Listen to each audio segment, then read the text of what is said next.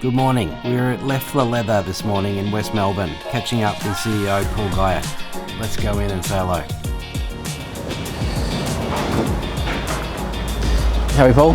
Hello. Yeah, nice to see you. Yeah, Robert nice to Rolls. Yeah. Thanks for having us today. No problem. We'd like to have a bit of a look around your showroom and learn more about Leffler Leather. And we're obviously doing a table tennis net, and we came in last week and had a look and selected some pieces. Love the what you've got here, the smell and the tradition. So I'd be really excited to learn a bit more about your business this morning. Happy to tell you. Yeah. So let's wander around. We might ask you a few questions on the way, but if you had anything you wanted to start with, maybe I think it's like 93-year-old business. Yeah, now. Maybe a little bit of history. Yeah. The business started in 1932 by Henry Leffler. Yeah. He originally started in the boot of his car. He was selling leather bends for cobblers in those days, we called them, rather than shoe repairers. Yes. And that's where the business started. And he was living in Dundas Place in Albert Park. Somewhere in the late 50s, they moved from there to South Melbourne, and that's when I started in the business back in 1998. And we worked there for a number of years until we relocated to this property here in 2007. So long history in terms of being in the leather business. The family, the Leffler family, aren't directly involved anymore. They're still shareholders like myself, but there's a big knowledge base within the business of leather. There's over 300 years of knowledge within the business in leather and associated products. And we've developed the business back from when Henry started it with just selling leather, selling out of his boot, to now we have approximately 20,000 lines. Wow. And of those, 9,000 lines are on our website. That's incredible. Yeah, and we're more than just leather, as you'll see as we walk around. Yeah. Yeah. So we've got our own brand, Sneaker Doctor. Yeah, and you've developed some of these products? Yes, I've developed all of those brands from scratch. Yes. Back in 2021, we developed our own brands in Sneaker Doctor, Shoe Doctor and Saddle Doctor, and we're doing very good business in those brands. Yeah, and they're exported all around the world? We export to they're sold in New Zealand. Yeah. We've trademarked them in Europe and America and looking to export into those countries. Yeah. So we buy leather in all shapes and sizes. Yep. Here, these are double butts, so these come from Italy. They are 3.5 mils thick and typically used for belting leather. Yes. The Italian leather is probably the best for this purpose. Yes. Even though the hides actually are from French bulls. Okay. So they get the lorries come across with the hides, and all the tanners then get to choose their selection. But they're all from abattoirs that are actually French bulls, and they give a very clean hide. The substance is heavy, which is what you need. Yep. And they also are very firm for a belt. You don't want belt to be made from a leather that's fleshy, which means if it's fleshy, it can stretch.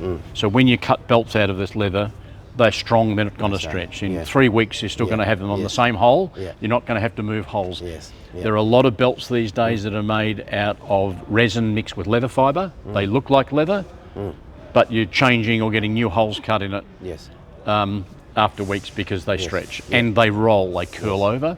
So this leather is best used for belts, and we sell this to a lot of major belt manufacturers and also people doing some military work, contracts with governments for police and military.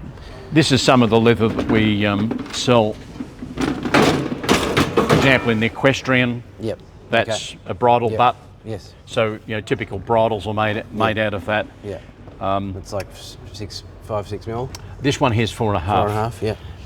4 to 4.5. They grade this. So this leather here is made in the UK, and it's made in a certain way where the waxes are actually rubbed into leather by they curry the leather, so they're curriers. Yes. And rather than most tanneries would basically put it through some machine process, the forearm of the currier is used to actually rub the wax in over a long period of time, several times. Yeah, that's done by hand. Done by hand. Yeah. So that it is absorbed into the leather, and that's why it looks like it's got like a a waxy film on the top. Yes. It does. Yeah. So that gets polished off when the saddle's made, and typically they'll then oil it up with neat's foot oil or Yes. a leather oil after they've finished the project. These leathers here are pure aniline leathers. Yeah. And full grain. Yeah. So this leather here has had no printing on there at all. Yeah. I do know that this one's called a vacuum dried leather. Yes. So they put it between two huge aluminium plates with holes that have a vacuum to suck all the moisture out to dry it. So you actually get the fibre of the leather tightens. So all of the little holes where the hairs were, the hair follicles, actually end up a little bit tighter and closer together. So it's beautiful leather. It's like beautiful grain. Yeah. But if you looked at some, you haven't got that natural character. Then you lose a bit of natural characteristic. So that's still a pure aniline leather and full grain, but it has that treatment. Yeah. If you go to this leather here, this is a pigmented leather. This has a printed pattern. Yeah. So you can see there's quite an embossed look to that. Yeah. And so I can tell when I look at that straight away, it's even, printed. Very even. Very even, Yeah. because it's a pattern. It's on a Can you roller. get that up close as you come in? Yeah. It's on a roller, a big aluminium roller, and they run the hides through. Yeah. So they try to make it look different, but it has a repeat in the pattern. Yeah. And sometimes with this sort of leather, because it's got the heavy pigment feel to it and that pattern, it's hard to tell the difference between that and a PU. Yeah. Whereas this one here is, This is a pure aniline. and that's absolutely. got the natural characters. This has got all the natural characteristics. You got the And if I actually do this, you'll see, Yeah. I can mark the Yeah. leather and people go, oh my God. Yeah. But with a little bit of friction, I'll just do it on one piece, Yeah. it rubs back out. Yeah. And typically these leathers have a little bit of oil in them. Yeah. So when you actually stretch them, you get a lighter look. Yeah. You see I do Yes. that. Yeah. It's called a pull-up. Yeah. So this is only a very mild pull-up leather. But that leather has all the hallmarks. You can, I don't know whether you can see that on the camera. Yeah, yeah. You can see these vein marks. Yes. Everything that animal's been through its life, these little Yes. pock marks there are all over the leather. Some are different to others, but that's the natural characteristic of that leather. And as we were talking about earlier, like all these marks, it tells a story, doesn't it? Absolutely. It just That's the adds uniqueness to character every of the leather. hide. Yeah. Yeah. Is this rawhide up the top? Rawhide up the top there. Yeah. So that's sort of going into stock whips and that sort of... Oh yeah, going to stock whips and those Yeah, things. yeah. We do have some of this sort of rawhide in goat as Okay, well, yeah. which we actually, it's called vellum. This is very tough. This is like the things you give your dog to chew. Yeah, that's right. from That's the pig, off the right? main back of the beast or a Yeah, side? this is a side of leather. a side, Yeah. So these are bleached. Yes. But we do have it in a lighter weight in goat, and it's called vellum. A lot of people use that for lampshades and drum skins, Okay. all those sort of things. Yeah. It's softer and more pliable. Yeah. This is very firm, and you need to wet it to shape Yeah, it. and what else would that be used for? Oh, it's mainly used for in the whips. Yeah. So this is a pigmented hide. So this is what you'd normally cut in for kangaroo, what we call kangaroo lacing. Yeah. So it's on a machine, and the machine cuts it round circular, Yeah, right. but the actual lacing Yeah. is actually seems to be straight. Oh, straight. Wow. So that's the way that it works. So Yeah. we buy it pre-cut rather than doing it ourselves. Yeah. And obviously it all comes from Australia because And that normally maybe knife cut traditionally, or are they using laser cutting? no, it's knife cut traditionally. They're Knife sort cut, of old yeah. style machines. Yeah. I'm not even sure what the OH&S issues are with those sort of Yes. old machines. Yeah, We yeah. don't have one, so we prefer just to buy it pre-cut Yeah. and sell it. So And this is all obscure skins? look, they here? vary. Yeah. The kangaroo is all up the top here. Yeah. Most of all of that is goat, Yes. or kid leather, which is used for all sorts of projects. Yeah. People come in to make little baby shoes out of Yeah. it. We use it for shoe repairers use it a lot for patching Yeah. in So it's just a fixing very jobs. strong, pliable... It's a reasonably strong leather Yeah. for lightweight. Kangaroo, by the way, kangaroo is actually the strongest leather you can buy for the weight of or thickness of the Thickness leather. leather, yeah. So you can get that down to 0.6 mil thick. and that's stronger than 1.5 mil thick leather in a cow. Yeah, wow. So it's the highest tensile strength, and that's why they use it in a lot of football boots or soccer boots, because you're not carrying a lot of weight in the sports boot, but it's very strong. It's very, very strong leather. A bit more spring in your step. Yep. Yeah. On this table here first, these are suede splits. Yep, so this is using the back of the leather? This is using the back of the leather. Yeah. So the leather typically would come off in this colour. Yep, okay. Which is chrome tan, so that's the colour of a chrome tan split before they do any finishing of the leather. Chrome tan is just the natural material that you're tanning a hide in. Well, it's a chemical. Yeah. It's a mineral, but it's a chemical. So the two main types of tannage in the world is chrome tannage and vegetable tannage. The difference between the two is chrome tannage. You can actually, when we say tannage, you're actually curing the leather. Yeah. So you're stopping it from rotting. That will actually happen in a 24-hour period. But if you're doing a vegetable tanning, it's like 14 weeks, 12 to 14 weeks. Now, the issue is if you want to scale up production, you can do this with chrome tanning by changing to 24-hour shift or 7 days a week with the same machinery, because they're done in big drums. Yes. If you want to go further than that, you might need to have, for each drum, you might need to have 6 square metres to scale your production up. Yep. But with veg tanning, it's done in pits, and the liquor that's in the pit has a life a bit like, you know, when you have a stock from France and it's 3 generations or 5 generations old. Yeah, it's like a sourdough mix. It has its own formula that's created over time. So if you want to scale up production, you need to buy extra land. Yeah. Because you need extra pitch. Yeah. Because it stays in the pits for that period of time. And so it's very difficult to scale up production unless you've got a lot of money. There'll be different characteristics from pit to pit, even with the same treatment. It is, and they sometimes move it from one set of pits to another in stages along, because they know that it's different. Depends on the tannery; they're all different. But you really find it difficult to scale up production. So there are some veg tanneries go to business. There's a lot of pressure on the other ones. Because supply and demand's a real issue. Where, as I say, these folk can very easily scale up. For and chrome. visual tanning's a lot more expensive for the time. Veg tanning is more expensive because of the time that it takes. Typically more expensive.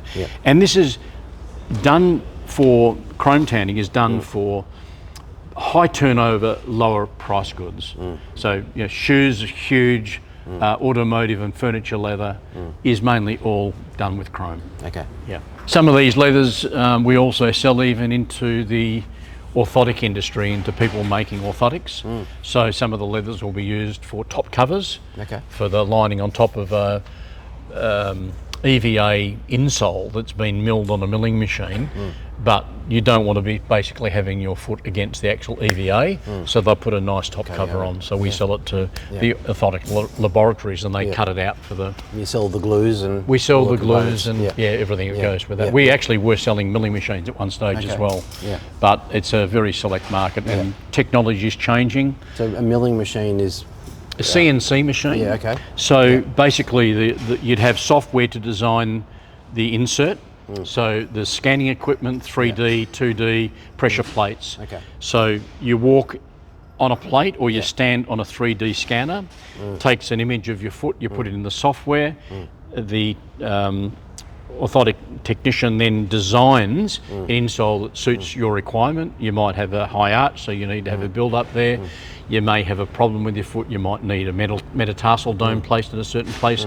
They'll design all of that, create a milling file, and then send that electronic file to the machine, which is a CNC milling machine with a block of EVA, and basically it then mills out the exact profile that you need. Then they would normally take it onto one of the machines we saw earlier that is a grinding machine, and they would then grind it to finish it to make sure it fits in your shoe, and then do a fitting for you to make sure that it fits, and put a top cover on it as well. Interesting. I think last week we selected a piece from this range, but you just love the natural textures and characteristics. Look, it is beautiful leather, and I'm not sure how much the camera can show, but this has some of those growth marks up here around the neck as well. Even a few across the belly there, to be honest. And the different shading that goes down into the belly, a little hole down there, but they're all slightly different. And they also take dye stuffs differently, and you can see even from this hide, from this end right down to the bottom there to the neck, it's darker. And that will vary on every hide as to where it might take. And some hides have big patches because they may have had an injury. So the dye stuffs take differently to that particular area. Typically in Germany, most of the hides, when measured as a full hide, are about 5 to 5.5 square metres. Okay. Where in some of the other parts in Europe, they're actually quite smaller because of the different breeds and the regions. So German hides are, and upholstery leather, when we get upholstery leather from Germany, the upholsterers love it because they're so large, they get great yield out of it. Because the bigger the hide, the better the yield, because they're all irregular shape. So the smaller the hide is, the more of that irregular shape there is, there's less yield. You can see this hide here, I'm guessing that's probably about 2.8 metres in size as a half hide. So it'd be 5.6 double, because it's cut straight down the spine. It's a big beast, isn't it? Yeah, big beast. But I know that it was tanned in Italy. It came from an Italian tannery. And we're obviously using it for our table tennis custom net. But what typically would other people be using these hides here for? Using a lot of this, is, for saddles, in different parts of the saddles, even seat leather, saddle seat leather can be used. It oils up nicely as well. Look, there are so many applications for these sort of leathers. It is, some people might buy this leather, even though it's too thick, typically for doing a album cover, but they might buy it and sand it down, because you can actually lighten the leather weight by sanding it down, because we have people coming in who really want to find something that's so natural and so nice, and if it's not the right weight, they'll make it the right weight to fit the project. You wouldn't want to do that in volume production, but if they're making one-off pieces, then it's worth their while. Some people have little skiving machines, and we supply a machine called a Fortuna skiver, so you can actually run leather through it and actually skive it off with a blade. But some people, smaller projects, will just sand it down to make it a bit lighter. Okay. I really appreciate your time today. Lovely to meet you, and good luck with your project. Yeah, and very inspiring, and I think hopefully there's a lot of people out there that can share your story and come in and have a look. They're more than welcome. We've enjoyed our time here. And online. We've got a massive amount of the product online to buy, so if they go to leffler.com.au, they'll find us. Yeah, perfect. And we'll put a link up in our display. But thank you. Okay, enjoy the rest of your day. We'll keep in touch. Cheers. Bye. Great.